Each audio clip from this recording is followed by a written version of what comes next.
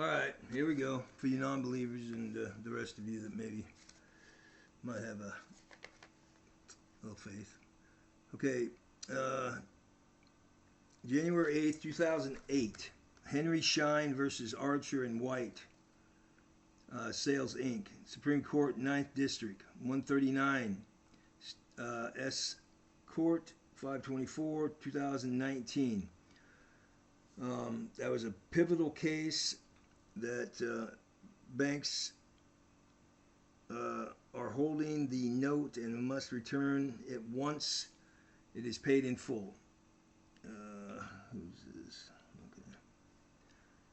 Okay. Loper Bright Enterprises versus Raimondo, 2024, eliminated the Chevron difference, meaning agencies no longer possesses interpretive authority or other statutes they administer. Borrowers are the owners of the note and the mortgage.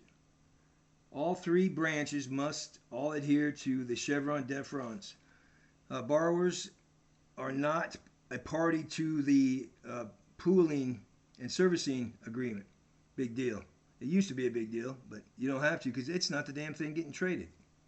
So that was their only little thing they had, really, that the judges hung on.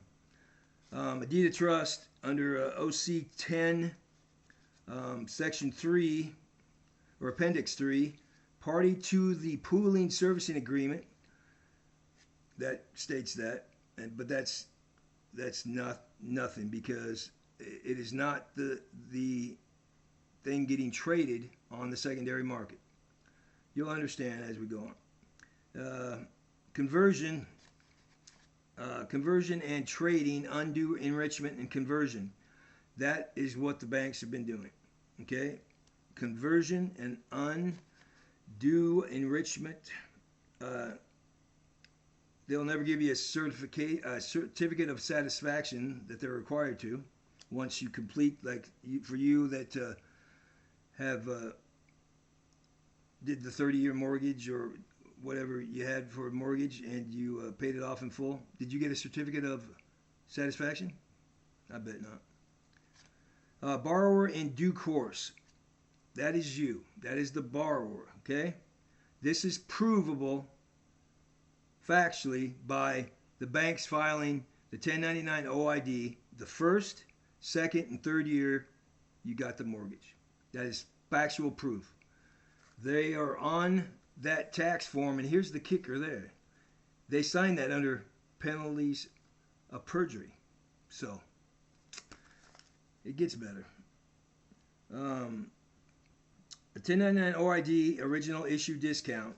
Every note is a security. Reeves presumption. Reeves and Ernest Young. It's a Supreme Court ruling. Very, very, very important one because it discussed the family resemblance test, and that's just how different notes, promissory notes, bills of exchange, compared to other notes, family resemblance, kind of looks like, but doesn't, but is in the same family.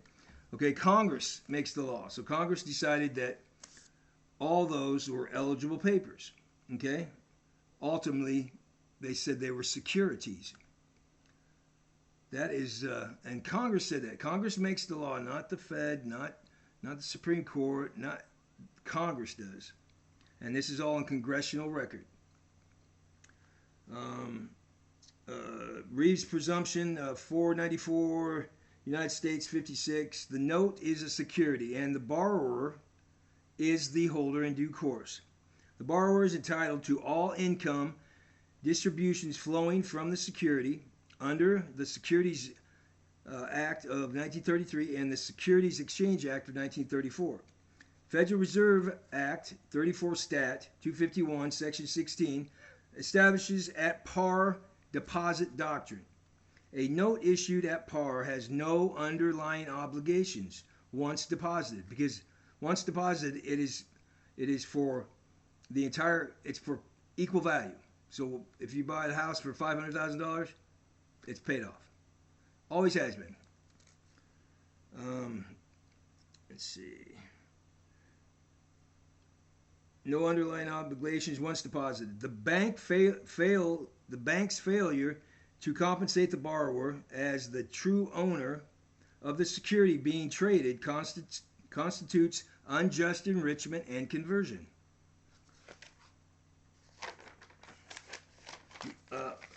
OC 10, Section 12, Appendix 3, Federal Reserve, the note is collateral. The note and the mortgage. The bank has said that the home is. No, because the only thing, the home's not getting traded on the secondary market. The note and the mortgages. Those are the securities. Attorney in fact, okay, this is where the banks become your agent, become your fiduciary by law. Attorney in fact, OC 10, Section 12, Appendix 3, establishes the bank is an attorney in fact with irrevocable power, irrevocable, to endorse, sign, transfer, or sell a collateral pledge. Those are collateral for the amount of the home or the mortgage. Okay? So once they're done being traded, they're supposed to lawfully go back to you. That's certification of satisfaction and all the proceeds. Okay. The power of attorney explicitly states the bank's acts for it and its place instead, and is in its capacity as a secured party, meaning the banks hold collateral on behalf of the borrower, you, not as owner. The banks always claim they own. They don't. They don't have any kind of standing. They're fiduciary. Actually, breach of fiduciary duties. Not the home. The bank's authority to trade that collateral derives entirely from you. Because when you sign that deed of trust, the borrower's irrevocable power of attorney, the bank is the borrower's agent.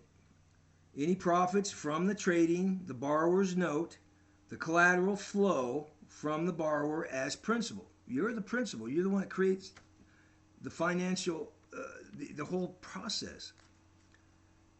The collateral, the bank's failure to account for those profits to the borrower constitutes a breach of fiduciary duties and unjust enrichment. And I didn't say this, the law did. Law of agency and promise to pay. If a bank owned the note, the debt is satisfied. Bank is never the owner. It's a constitutional violation. Circular 10, Section 13, void ab initio. It is not a license to commit fraud. That's what they've been doing. Fiduciary loses. And there's serious consequences for a fiduciary doing these kind of things. If you go read just what a breach of fiduciary duties, it's significant.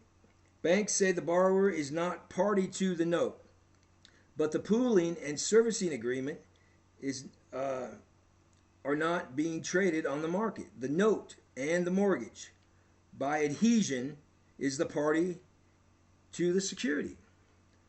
The note and mortgage are the securities.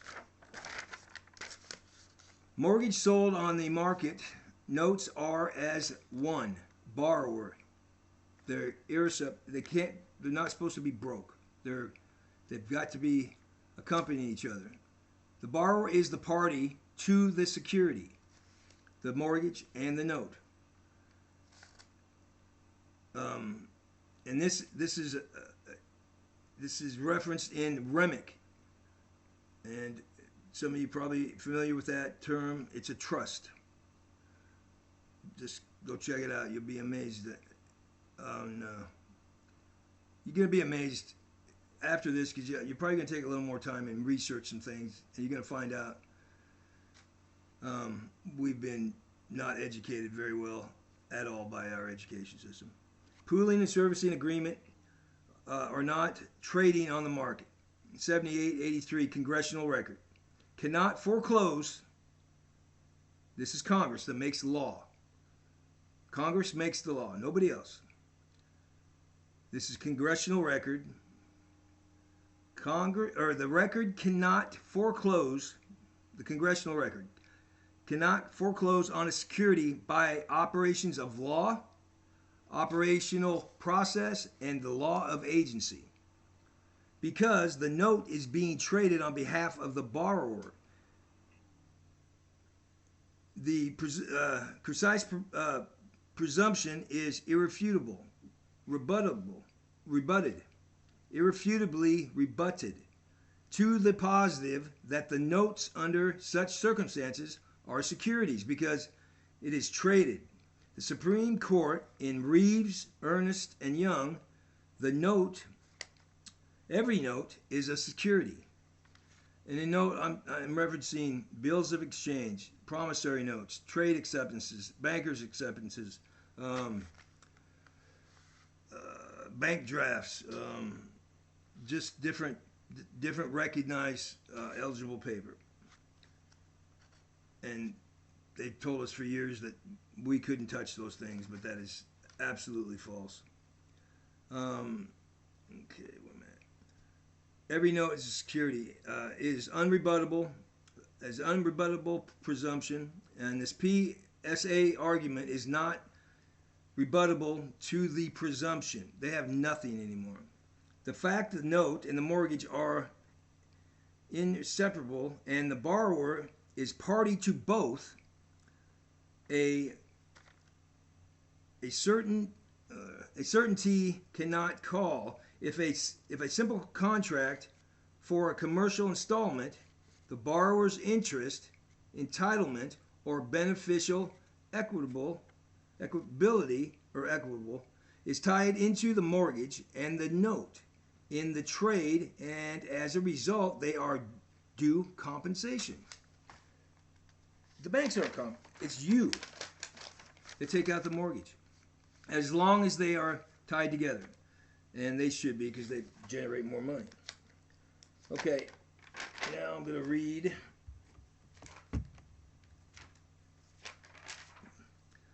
from the white paper. Let's see, just give me 1 second here.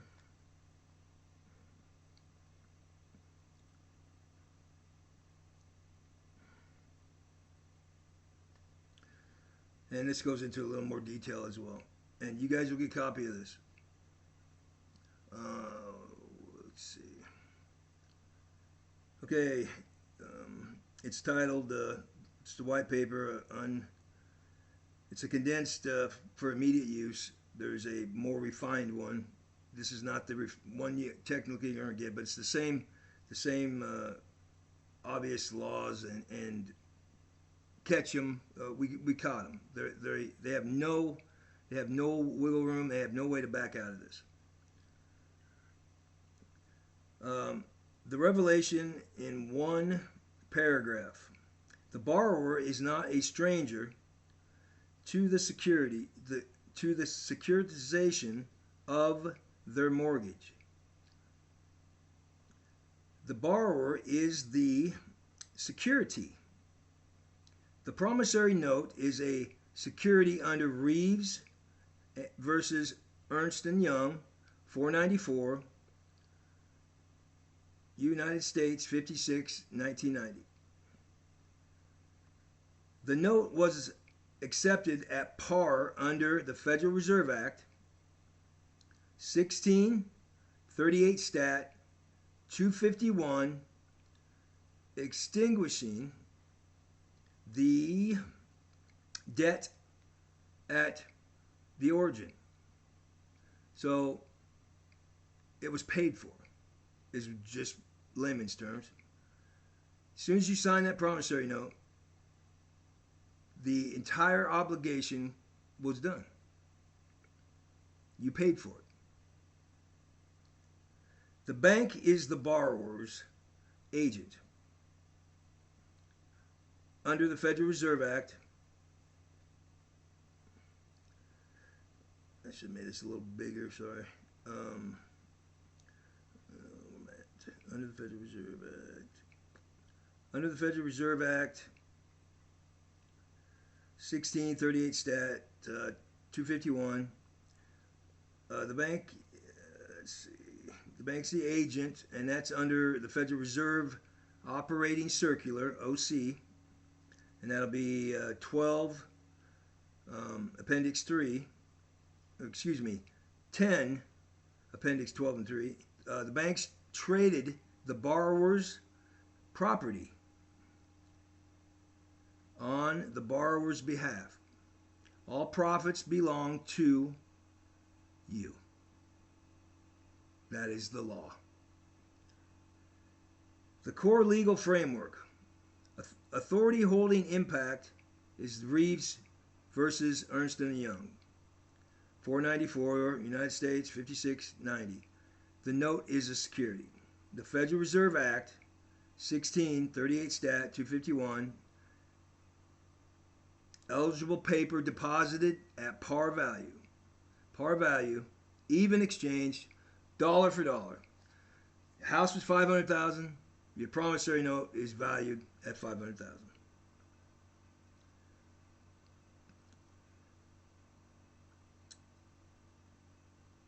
Okay.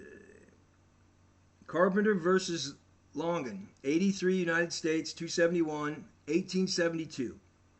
Mortgages follow the note. They are inseparable. The composite instrument is a security. Congressional Record, March 9th, 1933.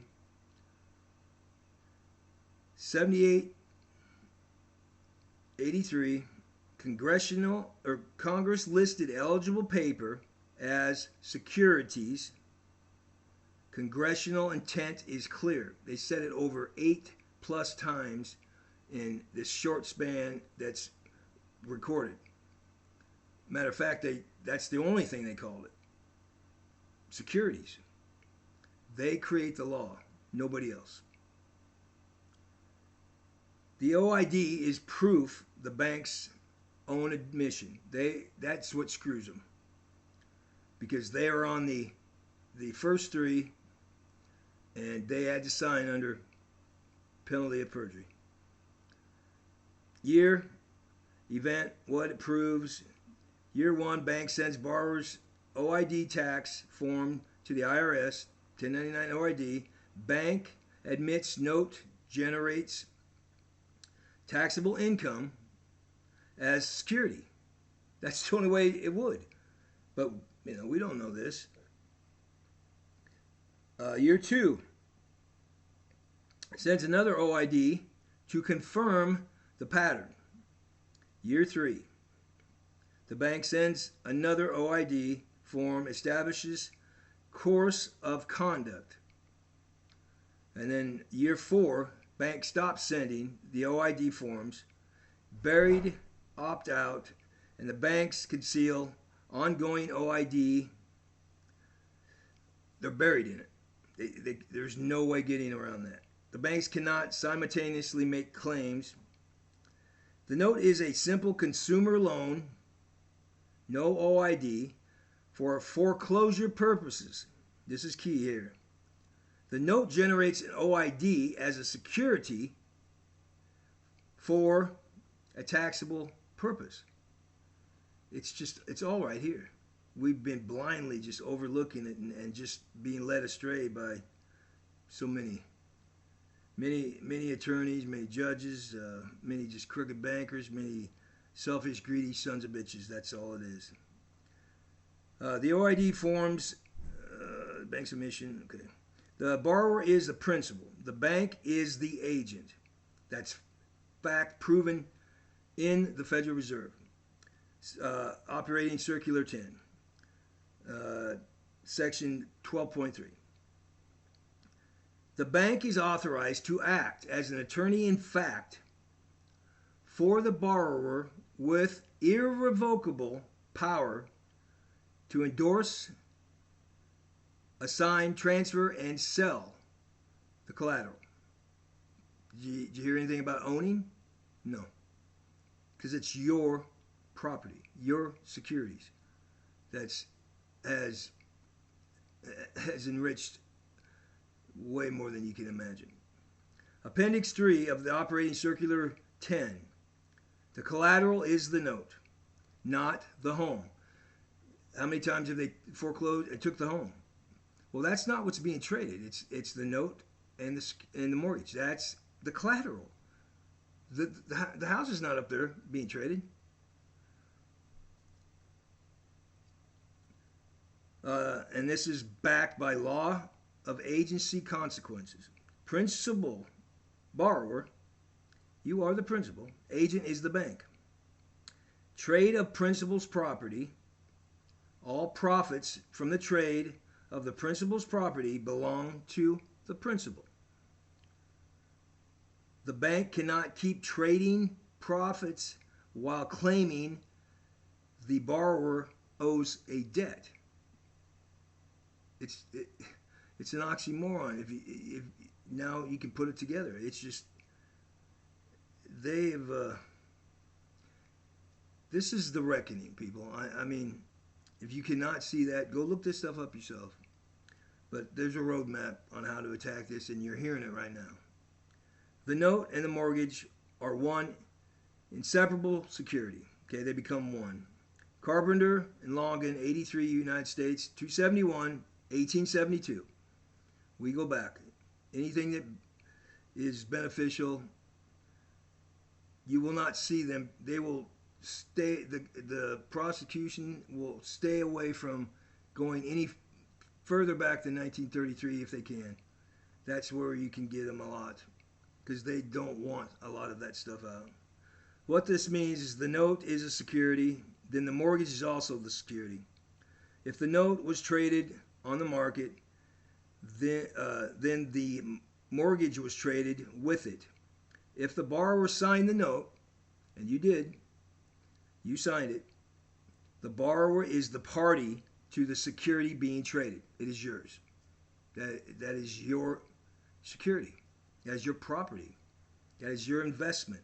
That you have your bank agent trading, generating, just like they do in the stock market, but you haven't got any of the proceeds like some of the other ones have. That is correct, but irrelevant, because the borrower is not trying to enforce the PSA. Okay?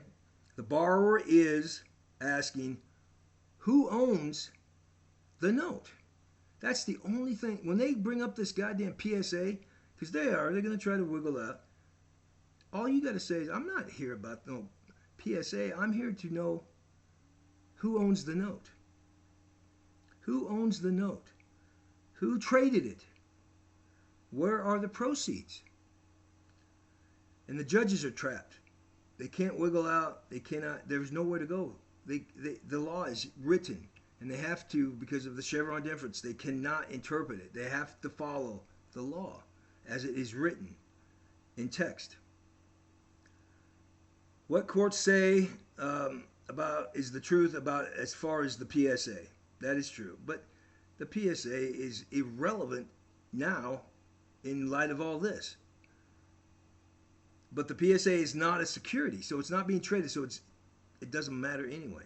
But that was one of the biggest hurdles, because that's one of the key argument points before, that you weren't a party to none of this. The note is the security. You are a party to the note. How can you not be? I don't know how this was lost. It's just been, this is a layer of corruption that's just been piled on and piled on and piled on. I think how many people have just been evicted, families decimated, destroyed. God knows what happened to the kids in the families, for nothing, for greed. You lack standing to enforce the PSA. So, you know what? That's great. Because that's that's the standing you don't want anyway. Because it's not the security that's being traded making you a lot of money. It's the promise, the note, and the mortgage. Them are yours. The bank traded the borrower's property on the borrower's behalf, and that was because of the invokement of the attorney in fact. They, I think they thought this was going to be a little thing for them, but they left that back door open. That's just now they are have a fiduciary responsibility that is immense. So I would suggest you just go read a little bit about the fiduciary duties and what they must adhere to and what they can't do, and how significant some of the punishment truly is when they don't do things like that. Because it's a trust, a fiduciary position is a very important position. It is very, very important, and if you screw it up, you're going to prison. All profits belong to the borrower, you. The Authority Holding Act, or Impact. Reeves Ernst & Young, 494, United States 56, 1990, clearly states that the note is a security. Congress is the one that made the law and identified them or stated that that's what they are. For a while, it used to be they interpreted what Congress said, and they could get away with it because of the Chevron difference. But now it's been overturned, and they can't, because they have to, whatever's written on text is what the law is. There's no interpretation. You can't interpret any other way. And this is all three branches. So it is a game changer. The Federal Reserve Act 1638 Stat 251, eligible paper. Everything you need is here. You just got to stand and look them dead in the face and ask them some simple questions. You don't care about the PSA. You just want to know about who owns the note. And I will supply you the exact law that they cannot get around. There is no way. They cannot get out of this. No, there's no way. They have to, and the judge will have to rule, finally, in a just way. And you sue the hell out of them. And you do a lot of money, because you just don't understand how much money is generated. I seen a forensic audit a lady did, a $275,000 mortgage, and by the time it was done, it was $53 million for that one house. True story. So this is serious, okay? I'm probably gonna get some kind of feedback, but I don't really care. I've done some things in the past that I'm not proud of, but this is my way to kind of give back. So whatever happens after this is just the way it is. This is something that just needed to be done, and I'm glad I was able to be a part of it. That's all. The OID is proof of the bank's own admission. That's their license being dropped at the scene of the crime. There's no way around that, and that's what's going to nail them. So, like I said, I have everything laid out in a white paper. It's a memorandum of law, and I got it all broke down in sections, and it's easy to understand. It's got reference points and citations, so you can go, and I would implore you to go read some of this yourself so you better understand. But you don't need an attorney. You just need to know that these are yours, and we're talking a lot of money that is yours. We're talking families that have been evicted from their homes, and God knows what has happened to them. And this is a crime that has been allowed to happen. I mean, Congress was aware of it, but they cannot enact the law. They create the law. But then you have judges that have a responsibility, but then you have this situation that they're involved. What profits or puts money in their retirement system is the same mechanism that we're destroying. One of them. So, but now they can't. They cannot. They cannot excuse themselves from the law, and it just hasn't been presented in this way, and we didn't know. I mean, they hide stuff, and thankfully things have come out. There's a lot of people that have taken a lot of time to research things, and TikTok was one of the best things, I believe, because it linked up 2 million people that were crazy sovereign citizens, and started bouncing ideas off and collaborated together and put minds together. They think we're stupid, dumb. I'm an old drug addict, alcoholic, idiot, and didn't have nothing left up there. Got some news for them, and that's truly how I feel. And I'm glad that I was able to be a part of this, because it's going to drastically change things. And I'm not, this is no hyperbole. This is fact. This is what's going to happen. This is the law. Okay? That's just, you cannot excuse when the law is right in front of you. They cannot do that anymore. And they cannot claim, the banks cannot claim that their asset, that they gave you anything. I mean, this is big. So, for anyone that wants it, I will provide the white paper.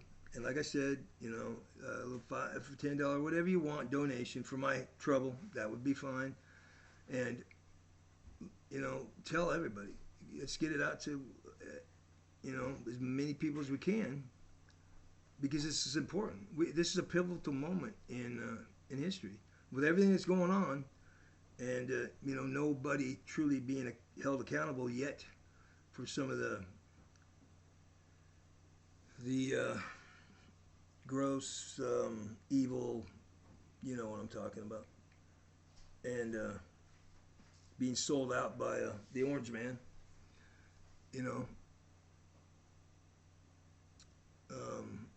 it's time that there is, some of that balance shifted back in, our favor, and this is one of them, and hopefully this is a start to other things. Who knows? But you can't be afraid. They can't do nothing to you. You own. I mean, it's yours. It's your property. So if they took your car, if somebody took your car unlawfully, you're going to contact the authorities. I mean, but these are yours. And don't be afraid to go in that courtroom and say, these are mine. And you have the proof. They just want you to fear them. That's all. That's the biggest thing they've ever done, is they got us fighting. They flood the streets with drugs and black and white and chaos. And while we're over here worrying about fighting and calling Mary Jo and pronouns and all that crap, they're over here stealing all your money. Fact. So,